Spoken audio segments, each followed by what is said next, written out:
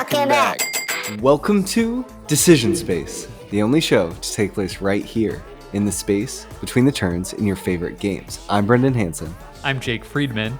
And this is the podcast about decisions and games. And today this is a bit of an interlude episode between deep dive discussions and what we talk about episodes where we're just going to talk about some games that we've been playing recently. But don't go anywhere because I've got some really exciting games to talk about, including Stamp Swap, Wilmot's Warehouse, Wonderland's War, and I think Brendan's going to chip in with a game or two here as well. Yeah, I played a game directly, I would say, inspired by Cascadia. So I'll get to the bottom of if there's a game better than Cascadia. If anything can knock it out of my champion circle, as it were. But before we get into our recent plays, we just want to take a minute. We don't do this all that often, especially these days, but we have a Patreon. If you'd like to support Decision Space and say thank you in some small monetary way for the content that Jake and I have provided over the course of the last almost 4 years now. I guess it's only been 3.5. We shouldn't get ahead of ourselves. No, round up. Almost 10 years now. You can do so. You can too far. Okay. 7 years? 5? Okay. 4 years. Almost 4 years. Go to decisionspacepodcast.com/Patreon. It's also on the navigation ribbon at the top. And from there, you can learn more about our Patreon. But let me tell them one thing that we get. Because we've been really consistent. There's so many. Yeah, but the coolest thing, in my opinion, we've been doing this really consistently now for the past, 30 some episodes. I don't know how many, but a year, round up. We recorded all these podcast episodes, this audio format that you're hearing with webcams on. So what we do is we upload the raw, unedited version of these conversations, including our kind of pre-episode discussion of what we're going to talk about and just other goings on in our life. So it includes some like behind the scenes content as well. So we upload that as an unedited video podcast. The only place to see the video version of the Decision Space podcast is on the Patreon, and that goes up before the episode officially launches into your podcast feed. So you get it early as well. So go check it out there. And if you're like, maybe I want this, maybe I don't, you can just sign up for free and you can still see the videos that way. So we're not really trying to gatekeep it for anyone. But while you're there, maybe you want to throw us, $1 a month or whatever, like the cost of a latte monthly. And that would just mean a ton to us to keep the show going and keep us able to do cool stuff. That's the shilling pitch for our Patreon. Awesome. We also have show notes for a lot of our episodes. And when we do, we try to share them with you, especially in our Discord. And sometimes we talk about them with folks who support us on Patreon in our Discord before we record the show. So yeah, thanks for everyone who supports Decision Space on Patreon. Decisionspace.com/Patreon, decisionspace.com/Patreon, patreon.com/decisionspace. Perfect. And also thanks to everyone who's ever told someone that you enjoy the show. But for now, recent plays. Jake, what game are you talking to us about first? Because you've played some neat games. Yeah, I want to start off with the first game that jumps to mind for me to talk about is Stamp Swap. And I want to just do like a very quick bias disclaimer here. Stamp Swap is published by Stonemaier Games. Jamie Stegmaier is a friend of mine, friend of the show. He's been on multiple times. Designed by Paul Solomon, also heard many times as a guest on the Decision Space podcast, a close friend of mine as well. So I just want to disclose that up front. My bias towards this game, very strong in the positive direction, but I'm still going to give you, my feelings, and I'll try and share some of the other feelings of some folks that were pointed out in the play as well. So what Stamp Swap is the newest game by Stonemaier Games. It is an I Cut, You Choose game where we're basically taking on the role of stamp collectors at a stamp convention. So the arc of the game is you're at a 3-day long convention, and each day you're going to divvy up some stamps in the middle, and then you're going to swap them, and then you're going to score points for those stamps. Each round, you'll flip up some cards that'll tell you what stamps to go into the middle. Think like I don't know, like Azul pile. Like we're just creating like a giant central depository of all these tiles. The tiles can either be face up or face down. And then there's also some like beyond just tiles, there's some cards that can also go in there that can either award you specialty scoring or special powers to use over the course of play. That's part one.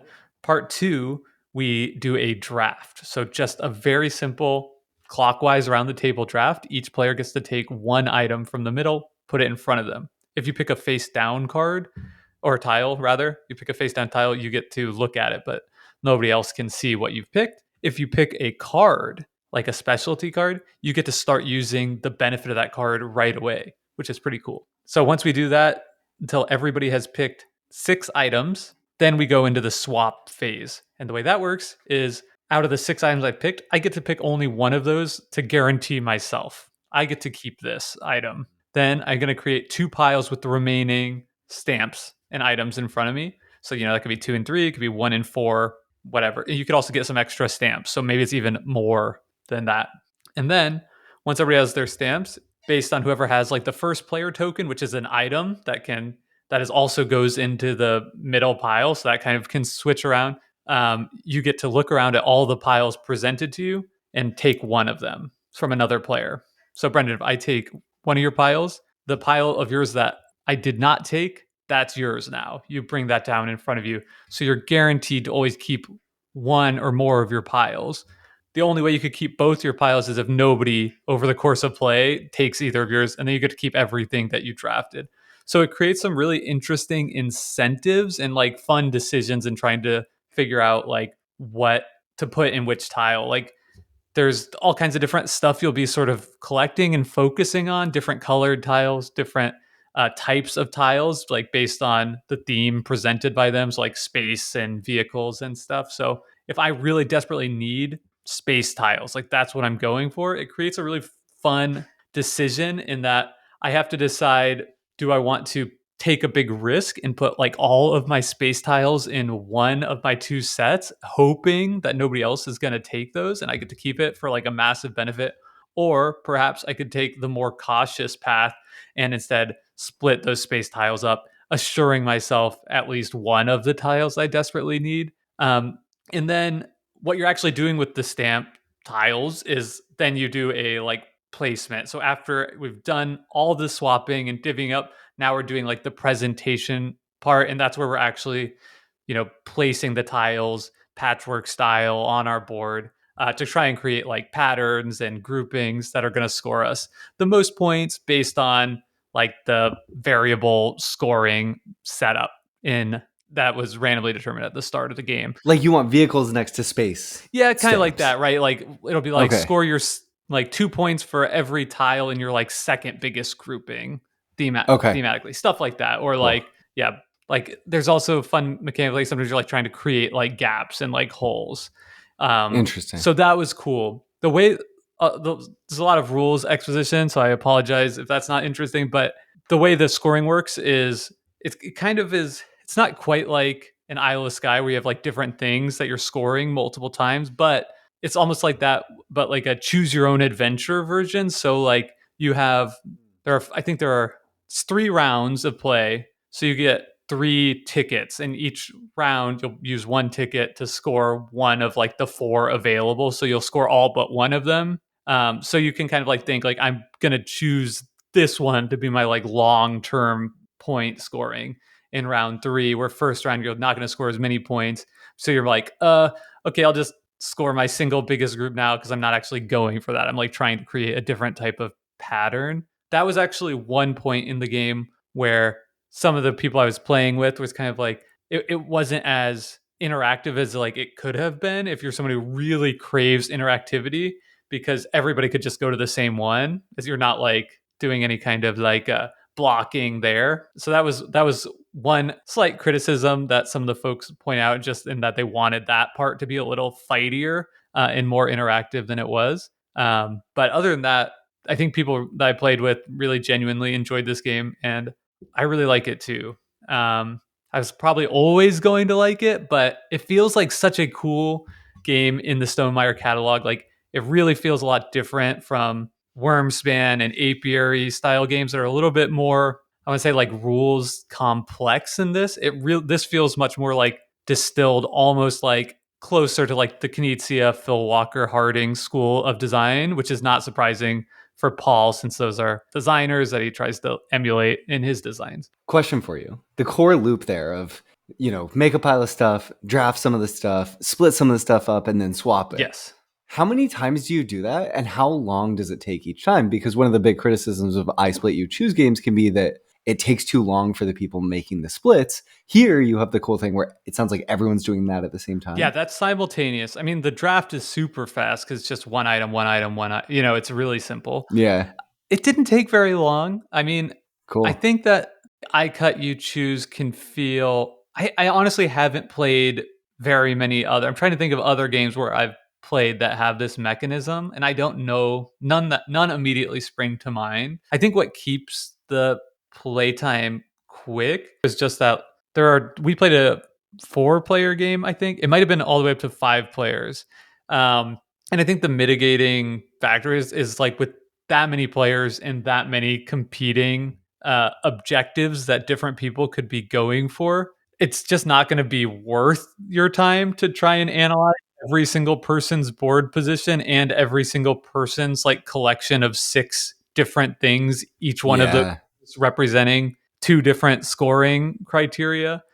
So I think what I chose to lean into there heuristically was just for myself, like which of these 2 piles, like how can I maximize the points that I'm likely to get by dividing these piles, either to ensure that I'm like guaranteeing myself something good, or sometimes taking that risk and saying like, I really want to get this left side of the pile. So I just want to maybe like pick out one person on the table to try and like put 3 really juicy items to increase my chances of getting to keep the things that I know that I need. Seems like a similar heuristic to when you're deciding to turn or not the rotating draft in Planet Unknown, right? Where there's just too much information, so you have to just optimize for yourself when you're making the decision. That's cool, though. Yeah, I think that's cozy. Really good. Yeah, really good. Yeah, it's more of a cozy game, I would say. Yeah. Probably pretty solid. Like not a gateway game. Might be just a little more complex than that, but like a pretty solid next step game. And I think a lot of people will really dig it.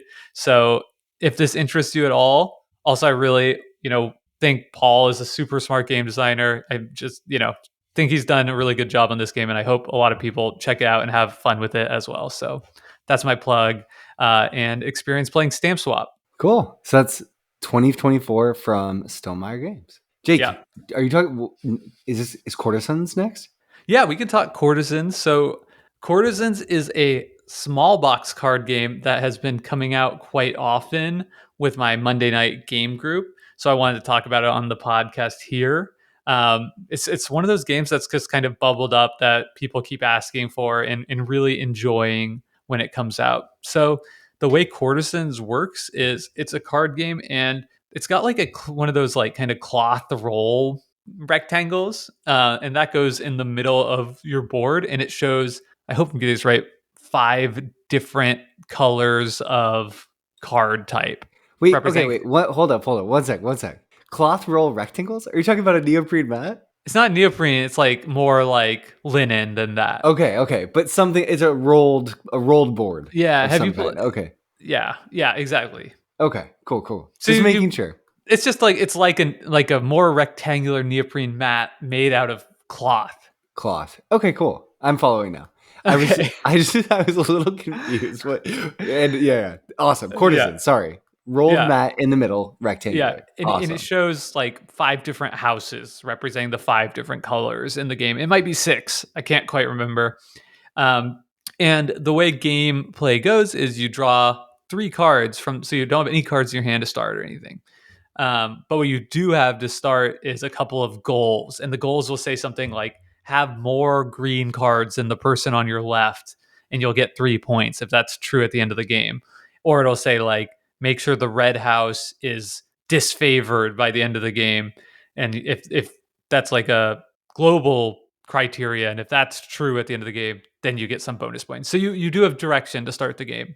And what happens on your turn is you draw 3 cards, and then with those cards you have to give one to another player to go in front of them, one to go you keep for yourself, goes in front of you, and then one gets played to that central mat. And when you play it to the central mat, you have to pick to either play it on the top of the mat, which means that's +1 for favor, or Of bottom that of the color. mat, that's Okay. like -1, basically making it like a more like unfavorable. Or maybe the word is fallen. It's like a fallen house if there's like more value of cards at the bottom than on the top. So you choose one to give to someone else, and then one Mhm. to put in this array, And one to keep of the and one 3 to keep. card. Okay, cool. Yeah. Out of the 3 cards, neat. Okay. It's very often very hard because like you might want none of the cards, you might want all of them, right? Uh, and then what happens is at the end of the game, you'll score points based on like what you have in front of you and the end game state of houses, where every fallen house gives you negative points for each card that you have of that color, where the good houses give you positive points. So sometimes like, okay, red has -3, so I'm going to give this to Brendan because I think he's doing well, and now you have this red card in front of you. Ha. And that's the main gist of it. On top of that, there's a very few special abilities that are on some of the cards. There's spies that just go face down. So you can give somebody a face down card and they have no idea what it is in front of them. You can also play face down cards to the middle of the top of the mat. So that will like on the top or bottom. So you could be like, I'm giving an unfavorable to green, but nobody knows it but me, type of Okay. thing. Yep. So like the rest of the table might think green is favorable when it's not. You can play an assassin. So when you play an assassin card, you get to kill something, a different card in front of you. There's shield cards that like just can't be killed. And then I think there's one that's just worth ×2 value. And that's the whole game. So it's fun. It's got like a really nice healthy mix of luck of the draw, like intrigue, trying to kind of like figure out the game state, what different people are going for. You know, you kind of can try and puzzle out like Jared keeps giving himself blue cards, so like maybe that's one of his like secret objectives.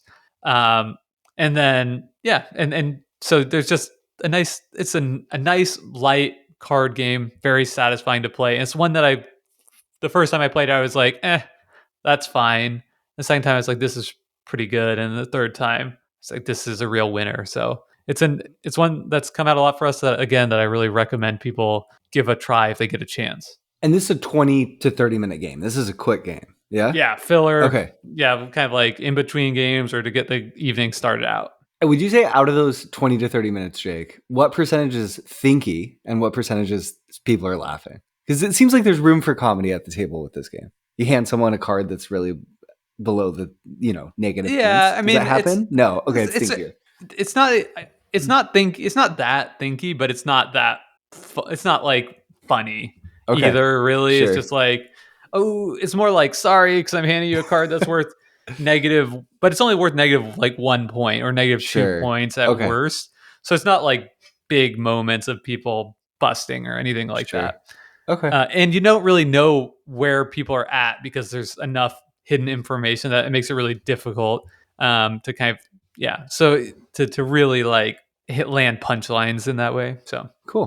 And that's more of Courtesans. like a pondering kind of game. Get you warmed up for like a thinky game in the evening. I wouldn't bring this out in like a party environment by any means. Cool. That's awesome. So that's Courtesans from Catch Up Games, who've also, interestingly, Jake, done games like The Loop, that co-op game about time travel, and Orichalcum, and After Us. Yeah, and we're He's a publisher. terrible at doing this on the podcast, but I should say it's beautiful. Oh, is it? Okay, they also did Far Away, so that makes sense. Yeah, everybody, whenever the first time they get hands on it, they're like, this looks great. Like the art is great, the Nice. cards are big. I think the special cards have like some special like gold or like embossed piece to it.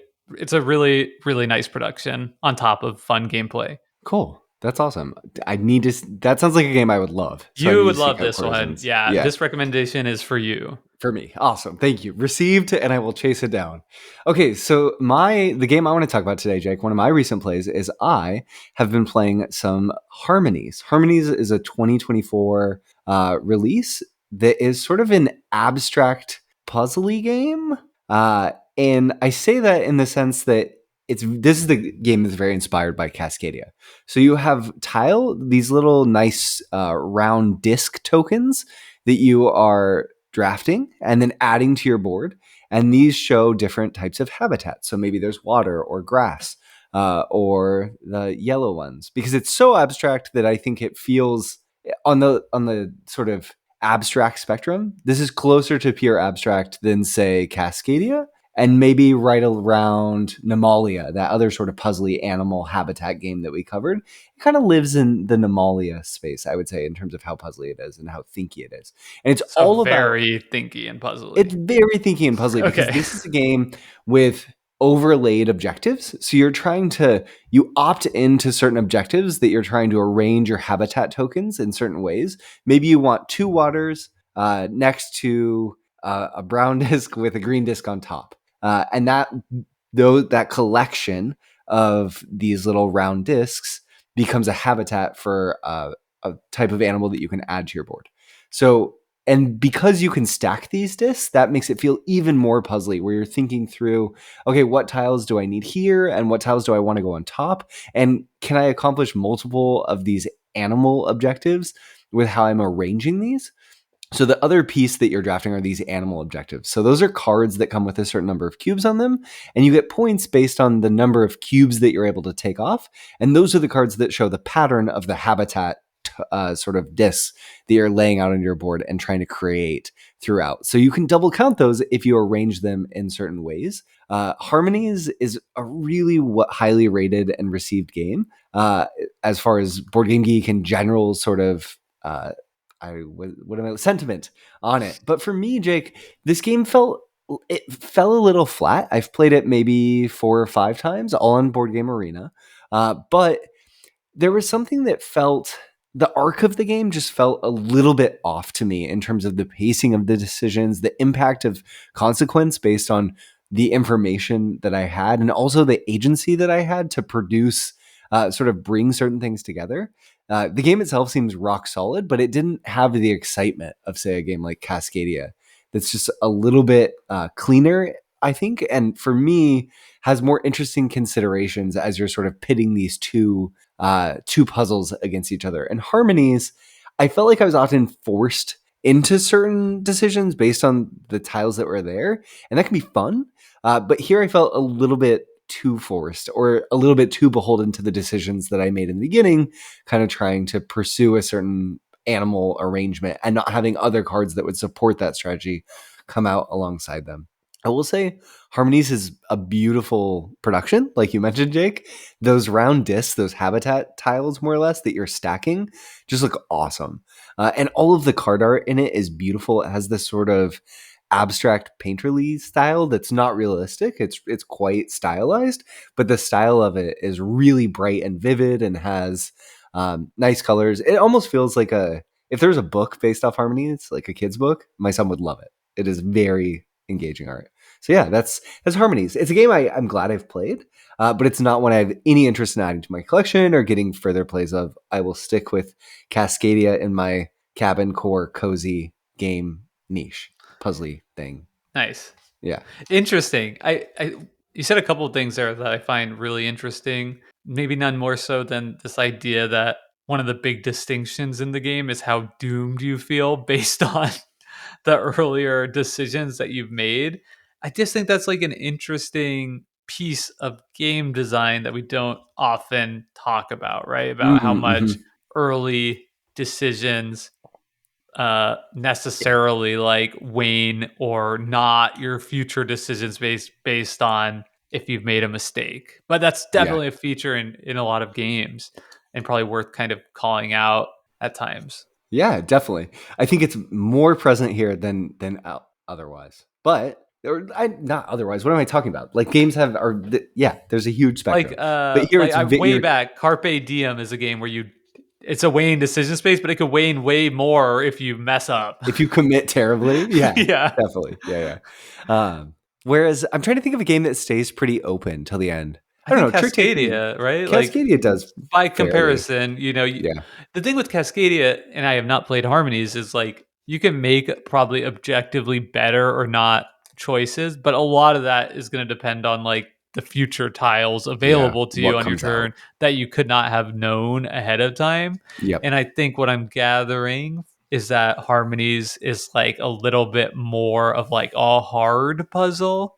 Is that Yeah, right? I Yeah. think so. I think that this is a puzzle that you have to get good at Yeah, like because when yeah, you're good at it, you'll avoid pitfalls more. totally. And Which you'll know I don't think that's really a piece of Cascadia. You just do better, but you're not like avoiding pitfalls. pitfalls. Maybe a little bit with just the foxes or something. It's a subset of the game, not kind of it doesn't imbue all of the decisions that you're making. Yeah. That's for Okay, sure true. last question. Well, that Yeah. wasn't really a question. That was just that was just a wondering, a noticing. My question is, do you think? And I know you can't. Let's go back in the time machine. Okay, Oh, if I play this first? you've never played Cascadia, much Yeah. less Oh, played yeah. it over 100 times. Yeah. Because I wonder if what's happening is you're like, this is a Cascadia-like game. Is Yeah. it as good as Cascadia, which is Yeah. like one of your all-time favorite games? Yeah, for sure. That's a really good question. I wonder if Harmonies would have been designed if not for Cascadia, sort of, or published at least in the way that it is. I do think I would like Harmonies. That's Imagine Cascadia has been plucked from existence. Harmonies exists as is. And I also played Nemalia earlier this year a bunch with you, a game that we covered maybe in an episode Like in brief, kind of, I 15 think. Yeah. episodes in brief. I think I would be saying something fairly similar, but saying that I enjoyed Nemalia a little bit more More. than All Harmonies. right. Yeah. Cool. It I think pound for pound, Nemalia packs a more interesting decisional punch. I feel like I'm making better, more meaningful decisions, more creative decisions throughout. And in Harmonies, I feel like the decision space is a little front loaded. Let's use that language to talk about that nature of I've made highly impactful decisions early that I can't get away from, and I feel beholden to my bad choices. Yeah. Yeah. I'm just reminded of a friend that I play games with sometimes, and he loves spades and plays spades a ton. And I try to show him some other trick taking games, and he's like, "Yeah, it's pretty cool." Like, but I prefer spades. Yeah. It's like, okay, but I think I think this is better. Like, if Sure. if you could come to it with an open mind. Yeah. So anyway, I guess that's Harmonies. Yeah. So that's a first impression bias, right? No. What's the bias where when you the first thing you see informs your future? I feel like that's just something that's just bias, right? Yeah, But sure. that's just something that's like across anything, right? I feel like my dad does that with beer, honestly. He'll be like, like try it everywhere we go. He's like, but I like this kind from my local brewery or Sure. whatever. The beer I had first that I like the It's most like, will yeah, okay, but always be the best beer. you're Yeah. just looking for that. You just want it to taste exactly like that, and it's not going to. Yeah. Anyway, Totally. all right. So that's Harmonies. Should I jump to my next couple here? Yeah. Your Okay. W's. Yeah. Okay. Yeah. The two W's. So I want to start with Wonderland's War. So Wonderland's War came out a few years ago. It got a lot of buzz when it came out. Also got some criticism for being like one. I mean, it fits into the category of like lavishly, extravagantly produced Kickstarter game with like a ridiculous amount of content. It's a game that has a lot of that forces you into like direct conflict for territory control, um, and it can play long. And those are a lot of things that I typically steer clear of, and I really didn't have any interest in playing this game. But that's one of the fun things about playing games with a group of people is sometimes you get the opportunity to play and be exposed to games that you wouldn't if left totally to your own devices. So this was a big game we played at a recent Monday night laughing table friends, and I have to say it was not one I was excited about going in, but I liked it more than I thought I would. Cool. Okay. Yeah. So the way That's a the good game, sign because this is not a game anyone who listens to the show and knows your taste would expect you to really enjoy. yeah, Just high variance conflict game. right. So the game mechanisms are very cool, I would say. The basically it takes place over two phases. The first phase is the tea party phase.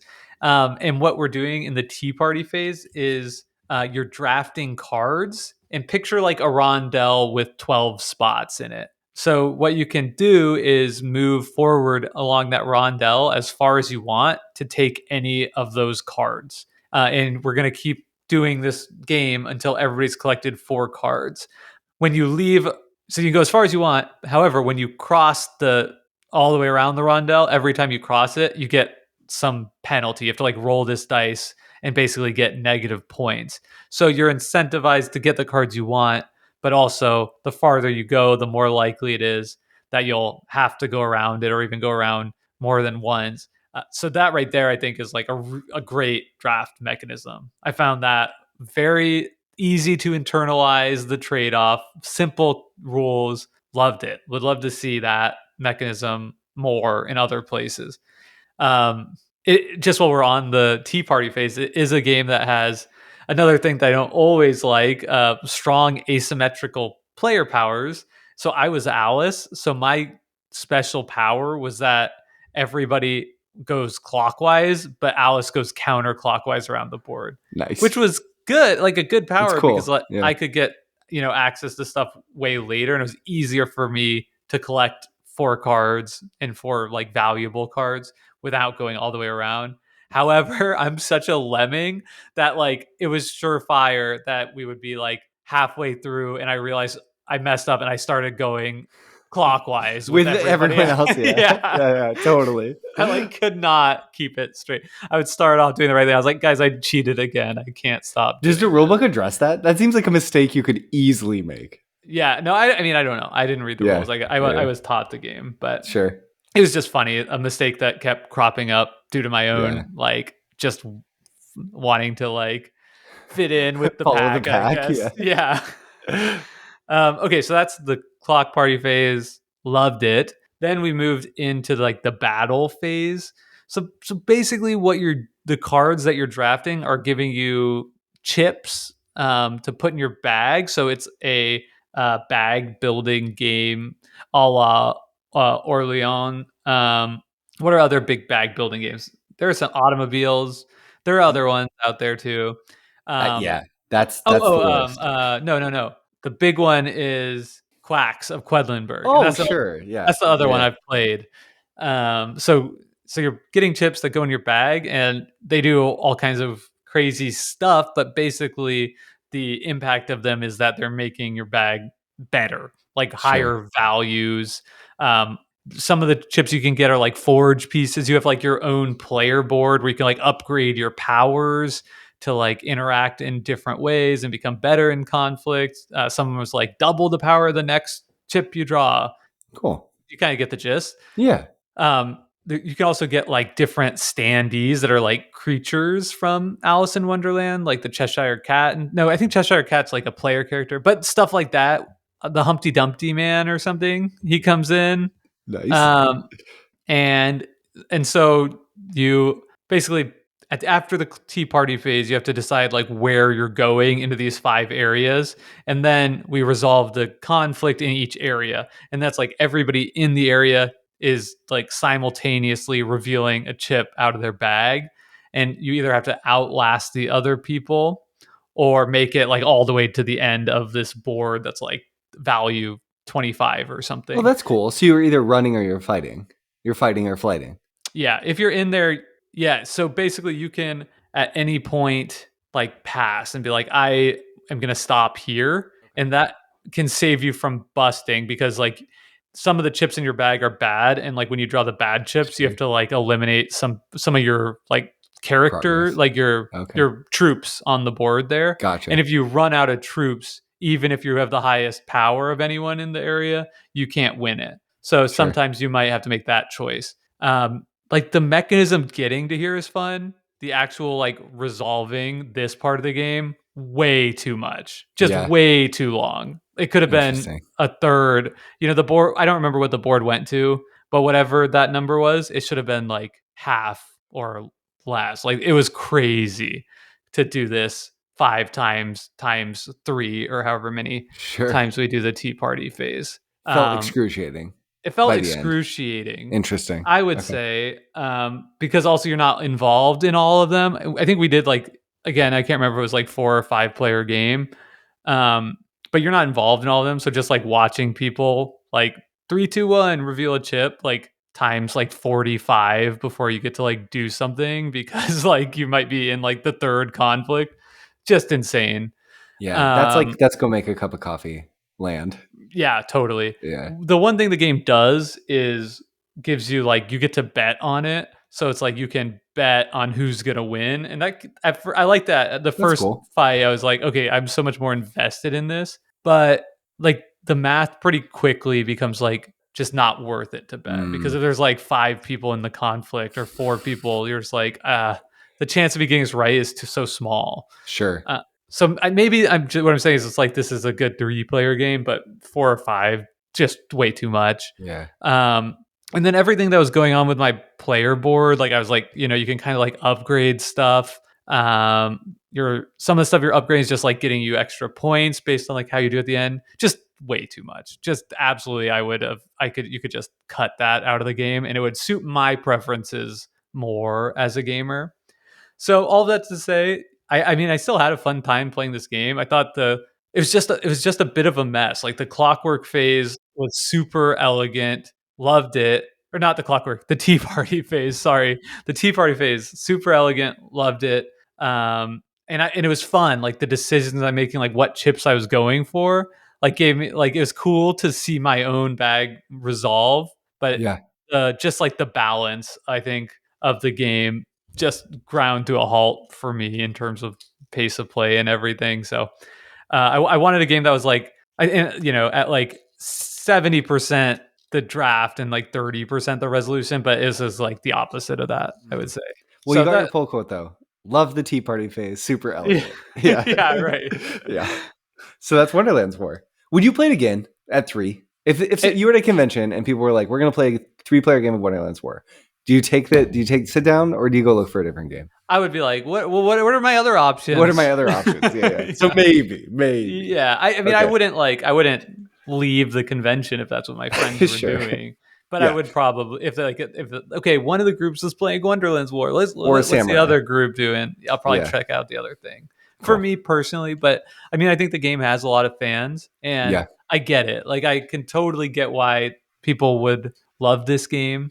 For me, it's like a 3 out of 5, and that's Sure. just like not. So I'm not saying it's bad. It's just not enough for me to like justify playing it or seeking it out more because there's just so Awesome. many 4 and 5 out of 5 games out there.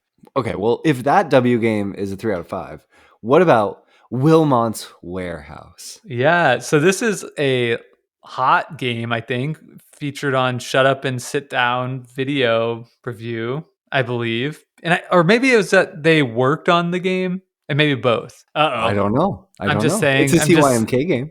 I mean, there's reviews from Matt on it. They did a preview. We had our mitts on this game in a bunch of ways. Matt is doing a chat about it in our next newsletter for donors. So I think they were involved in some yeah, way. they're Yeah. involved in some way. Okay. I should also do another bias disclaimer here that my friend Charlie from the Laughing Table Friends group brought this out, and I think he's personal friends with the team over at CMYK, and Jeez, Jake, how do you know so many people? I know, and I am like aware of that, so I can't sit here and pretend like that wouldn't influence my interpretation of this game. But having said that, I did not like spots. So anyway, Don't bring it up.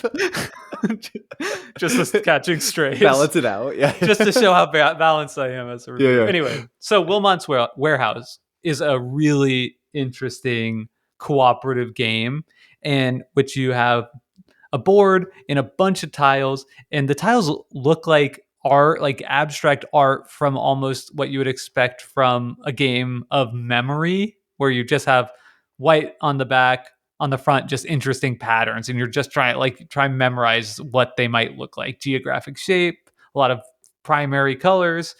And the way the game works is you take turns drawing tiles from a stack, and you have to you look at the tile, you look at it with everybody, and then you place it on the board face down somewhere. And it's a shared board. A shared board. Cool. And then Okay. at the very end of the game, once you've done this, so the structure is you'll have like 5 days, so 5 different stacks of tiles, and in each day you might have a different rule to work with. Like all the tiles have to touch the edge of the board if possible, or like this round when you're communicating, you can only use one syllable words. I can't remember what some of the other rules were. Like you can't use colors to describe or whatever. All just like little communication or placement restrictions. So you do that 5 times with different restrictions each time, and then you have a board of completely white tiles because we've placed them all face down, and you hand everybody a deck of cards that show the same patterns plus extras because you won't use all the tiles in a game. And as fast as you can, you have to recreate. You have to place all the cards on the correct spot on the tiles. And then you flip them all over at the end and you see how well you did. And your final score is like the time it took you plus 10 seconds for every misplaced card on Cool. top of the tile. And what the game Sounds tells you, sweet. it's really cool. And what the game tells you to do is like create a story based on to remember where things are placed, to create like a story using the things that you're drawing to help you like memorize and remember the board. So you'd be like, okay, this is like a circle with a white in it. Like maybe that's like a camera flash. So we'll put that here. And it's like, what are they taking pictures of? Oh, this looks like I don't know, like the Sure. pattern on my dog's collar. So they're probably taking a picture of the dog with the dog's collar. It's like that kind of thing. And at the end of the game, so we played through the whole thing. We're like, this is gonna be impossible. We have no idea. We're so bad at this. And then we did it and we got it perfect. First try. We got every Wow. single thing right. And it felt like it was just like one of those magical gaming moments.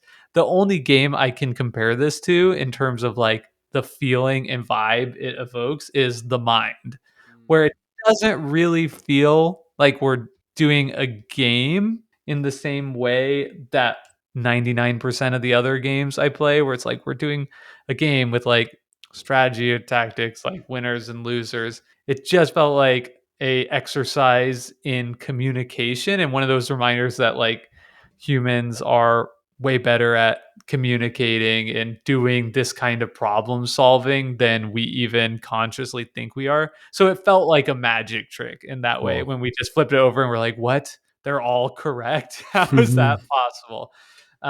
And so I think we didn't get like a perfect score because of how long it took us to place the tiles down, but it was a really fun moment. We all had a complete blast playing it, and I highly, highly recommend people try this game. I'm not sure if it's one that everyone needs to own because it might just be the kind of thing where, especially if you're always playing with the same group, I think like one group is going to get very limited mileage out of it. But me, on the other hand, I'm definitely going to pick up a copy of this because this is exactly the type of thing that I love to show to people, right? I probably don't want to ever play this multiple like nights with the same group, but anytime I get a chance to show this to like a new group of people, I want to have access to this so that they can kind of experience that uh, moment of revelation and kind of go through that process that I had the opportunity to do. Nice. The art is really cool in this game, Jake, and it's just abstract enough that I could totally see how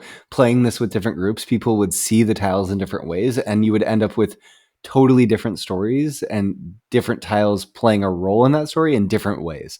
So in one story, you could have this little image that might, for that group, look completely like a person, and you would run with it. And for another group, it might be a keyhole, and that's really cool. And also, you mentioned that it felt a little bit like The Mind and how you get to see a magic trick that you're all doing together, a social magic circle magic it's trick. like doing a magic trick for yourself and Yeah. being amazed At your magic trick, yeah. That's what I think. That is what makes it like The Mind and now this game being like the Yeah. only two games I really know of that fit in this category of it. It's just like feels like a surreal experience. It's like tickling yourself or something and like Tickle yourself. That's awesome. Yeah, totally. And this game is much more, it's a more complex magic trick than The Mind in a lot of ways. Yeah, yes and no. I mean, it's very simple. It's super like light. it's Okay. basically memory The with a game. few extra Yeah. steps. Cool. Well, it looks very interesting. And you know what you couldn't say about this game? That it's exactly like a game that was published a couple years ago. Even if it reminded you of The Mind, it's pretty pretty It's different. different. They're very Yeah, different. Those two games are very different, just similar in the feelings that that they it produce. evokes. Yeah, Yeah. cool. So that's Wilmot's Warehouse, which is a 2024 release from CMYK Games. Dang, doing the hotness Yeah, today. this was our hotness episode. This isn't recent plays. This is just like the hottest of hots. Yeah. Who are we? You did the magic trick of tickling yourself. Now we're looking in the mirror and seeing a different face staring back at us. And a little teaser for the pre-players, we're going to be doing our first review of an actual unpublished game at some point in the near future. And we will say nothing more about it. Nothing until more. that day. Yep. Just a complete teaser. But our next review will be our next deep dive episode is going to be Five Tribes, a Bruno Cathala game that is not the hottest of hots. Yeah. This So falls into don't our worry, 10 years of age. loyal fans. Like we're not. The fame hasn't changed us. We're just like you. Awesome. Well, we hope you enjoyed the episode. Pre-planners, we are serious. We're going to cover Five Tribes, a decade-old game, in an episode soon, maybe next week. So if you want to play that, check it out on Board Game Arena. It's an alpha there. And until next time, we'd love to hear your thoughts on Wilmot's Warehouse or Five Tribes or Harmonies. What did I get wrong? What did I get right? Also, Jake, what you talked about Courtesans and Stamp Swap. So we hope. Oh, one other just last thing. Keep this in mind. I've been playing Pokemon, the trading card game, on Switch Virtual Console, the Game Boy version. I might mess around and try and get Brendan to cover it on the podcast. So that's a super deep cut for super pre-planners out there. Just keep it in mind. Just keep that in the back of your head. Maybe if you have Switch with online access, check it out. See what you think. Let us know what you would think of us covering this beloved classic, at least among a certain Game Boy owner of a certain time period, on a show not about video games, but it's also about a card game. Okay, great. That was Decision Space, the show where we cover the hottest of hotness, just like this episode this week. And until next time, bye. See ya. Thanks to Henry for intro and outro song. Reach out. We'll see y'all next week.